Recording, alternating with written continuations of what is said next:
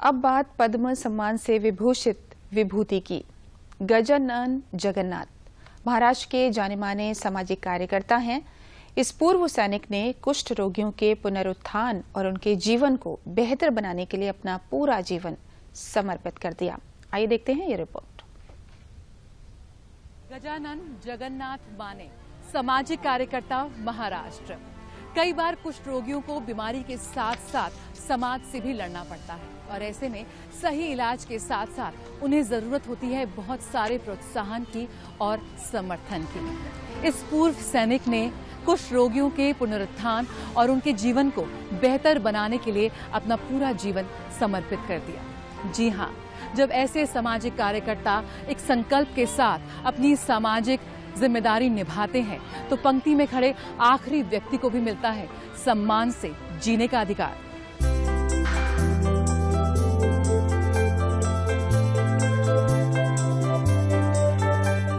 गजानन जगन्नाथ माने एक पूर्व सैनिक जिन्होंने देश की सरहदों की रक्षा करने के बाद सेवानिवृत्ति पर जीवन की दूसरी पारी को दिया एक नया मकसद, जन सेवा, लोगों के आंसू पोंछना, सभी की हर संभव मदद करना, जिसमें शामिल है समाज के उन लोगों का कल्याण जिनसे सब दूर भागते हैं। कुष्ठ रोगियों को समाज में स्वीकार्यता और सम्मान दिलाने को अपने जीवन का लक्ष्य मान लिया।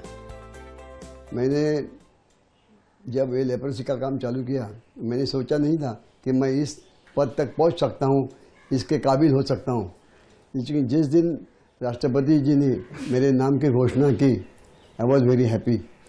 लेकिन उस समय मैं सबसे पहले मेरे आंखों के सामने आए तो जिनके लिए मैंने काम किया, जिन्होंने मेरी सेवा मंजूर की, उनकी वजह से मैं यहाँ तक पहुँचा हूँ, उनकी याद आई। मैंने 1976 में मेरा नेवी का जो टेन्योर था वो पूरा करके मैं जब बाहर आया, मैंने फिर एक निर्णय लिया कि मैंने अगर आगे कुछ करना ही है तो देश के लिए काम करना है, क्योंकि मैं एक सैनिक हूँ और सैनिक का एक फर्ज बनता है, भले वो रिटायर हो लेकिन जो सौगंध दी जाती है वो सौगंध उसने नहीं भूलनी चाहिए। तो इसलिए मैंने फैसला किया कि मैंने लेप्रोसी में ही काम करने का है, उनको समाज में लाने का है, उनको जो बीमारी है उससे मुक्त करने का है और उनका पूरा फैमिली का, उनके परिवार का उत्कर्ष करना है। ये जो स्टिग्मा है, एक कलंक इनके नाम पे लगा है कोड़ी की बीमारी का, उसके उनको निकालना है और उसको निकालने के लिए जो भी करना पड़ेगा मैं ज़रूर करूँगा। और फिर मैंने धीरे जब मेरा काम चालू किया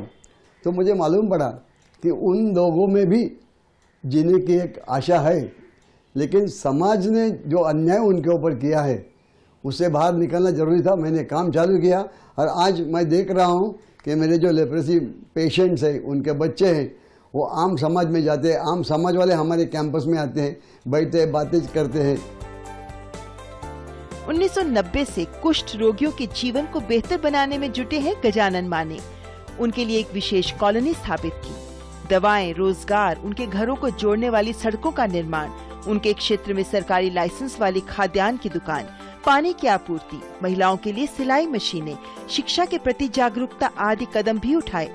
कुष्ठ रोगियों को उनकी बीमारी से लड़ने के लिए हिम्मत देने के साथ साथ उन्हें अपने पैरों पर खड़ा करने के लिए भी कार्यरत रहे। जिन कुष्ठ रोगियों से लोग दूर भागते हैं, गजानन माने ने न केवल उनका हाथ थामा बल्कि उनके दिल को भी छू लिया।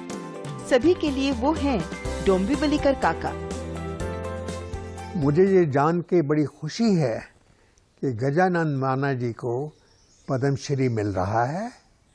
उन्होंने कुष्ठ के लिए यानी लेप्रोसी के लिए जो काम किया है वो काबिल-दीद है। ये एक ऐसी बीमारी है जिसको कि अभी भी हिंदुस्तान में काफ़ी ज़्यादा फैली हुई है और हमारा फ़र्ज़ है कि जिस तरीके से भी हो इसको ना सिर्फ ट्रीट ही करें यानी बल्कि उसको प्रिवेंट करने की कोशिश करें। कुष्ठ रोगियों का इलाज, उनका पुनर्वास आज भी कई देशों में एक चुनौती है। उन्हें आज भी सामाजिक बहिष्कार, ढांचागत भेदभाव और संस्थागत उपेक्षा का सामना करना पड़ता है।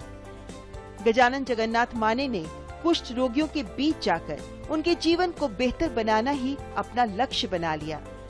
इस सैनिक ने देश सेवा को दिए नए मायने। सामाजिक सेवा के लिए गजानन जगन्नाथ माने को पद्मश्री पुरस्कार के लिए हार्दिक शुभकामनाएं।